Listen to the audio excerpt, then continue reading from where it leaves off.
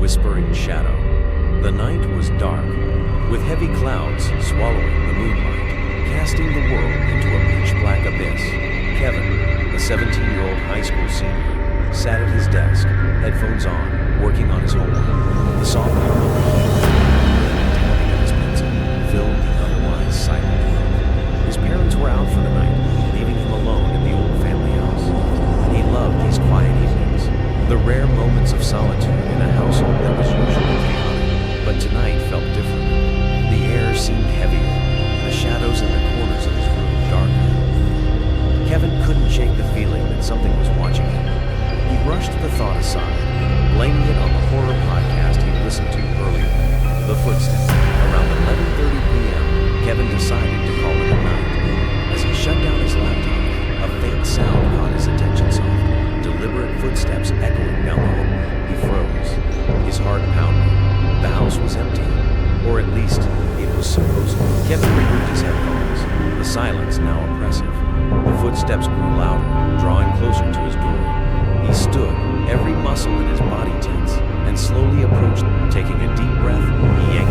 Nothing. The hallway was empty, illuminated only by the faint glow of the nightlight at the far end. He leaned out, looking left and right, but saw no one. Dismissing it as his imagination, Kevin returned to his room, locking the door. But as he turned toward his bed, he heard it again this time, inside his room. The distinct sound of a creaking floorboard directly behind him. The shadow. Kevin spun around, his heart racing. At first, he saw nothing, but then, far where the light from his desk lamp didn't quite reach, a shadow. It wasn't just a trick of the light, this shadow was alive. It twisted and shifted, forming the faint outline of a humanoid figure. "Who's there?" Kevin demanded, his voice trembling. The shadow didn't reply, but a faint, almost imperceptible whisper filled the air. It wasn't a language Kevin recognized before, like a low, guttural murmur that made his skin crawl. He backed away, his hands searching for something.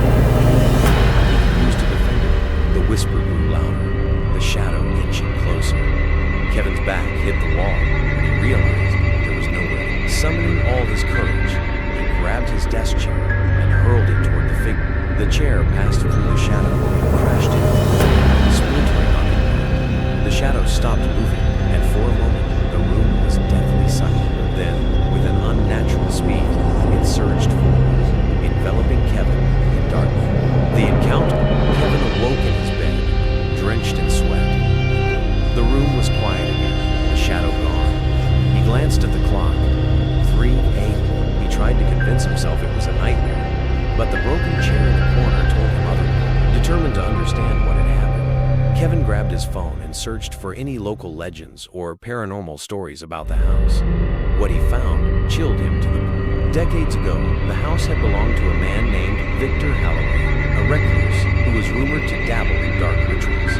Neighbors often heard strange chants and whispers coming from the house, and Victor vanished one day, leaving behind untraceable whispers that some claimed could still be heard. Kevin's pulse quickened as he read the final line of the article.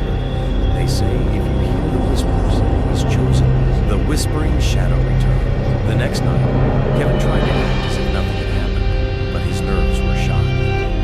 Every creak of the floorboards, every gust of wind against the window made it.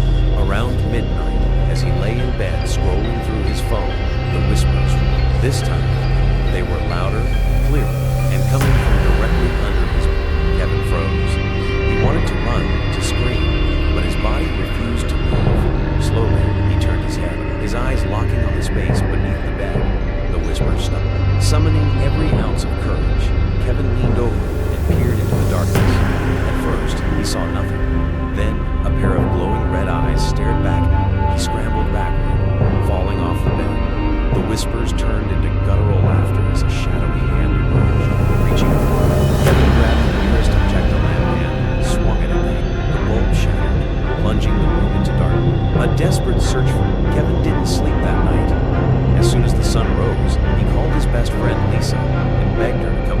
When she arrived, he recounted everything, from the footsteps to the whispers to the red eyes under him. Lisa, a self-proclaimed skeptic, laughed nervously. "You've been watching too many horror movies. I am not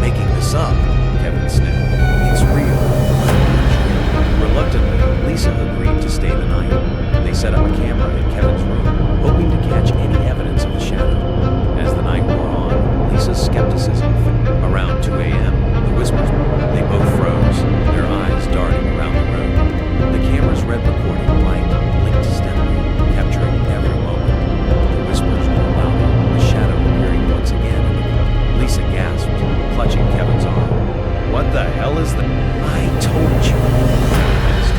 We need to get out. But before they could move, the shadow surged forward, its whispers turning into a deafening roar. The camera toppled to the ground, its feed cutting. The final confrontation. Kevin and Lisa fled the room, slamming the door behind them. The whispers followed, echoing down the hallway as the shadows seeped through the cracks. And desperate, Kevin remembered the article's mention of Victor Holloway's ritual. Victor practiced dark rituals, he said, his voice shaking. Maybe something in the basement. Lisa hesitated but nodded. Together, they raced downstairs to the basement, a place Kevin rarely ventured. Among the cobwebs and forgotten boxes, they found a small, locked chest. Kevin grabbed a crowbar and pried it. Inside was a dusty book bound in black leather. Its pages were filled with strange symbols and instructions for banishing spirits. Kevin flipped through it frantically, finding a passage that seemed relevant. He began reading aloud, the words foreign and heavy on it. The whispers grew louder. The shadow descended the basement stairs. Lisa screamed as it lunged toward them, but as Kevin finished the incantation, the shadow crumbled, writhed, twisted, its form dissipating into wisps of smoke. With one final guttural roar, it vanished. Afterward, Kevin and Lisa emerged from the basement, shaken but alive. The house felt different lighter, as if a weight had been lifted. The whispers were gone, and the oppressive atmosphere had disappeared. Kevin decided to move out a week later, unable to bear the memories of what had happened. Lisa, now a firm believer in the paranormal, helped him document their experience. The footage from the camera was blurry and incomplete, but the whispers were unmistakable. To this day, Kevin can't sleep without a light on. The shadows in the corners of a room still make his skin crawl. And sometimes, just sometimes, when the night is quiet enough, he swears he can hear a faint whisper, reminding him that some shadows never truly disappear.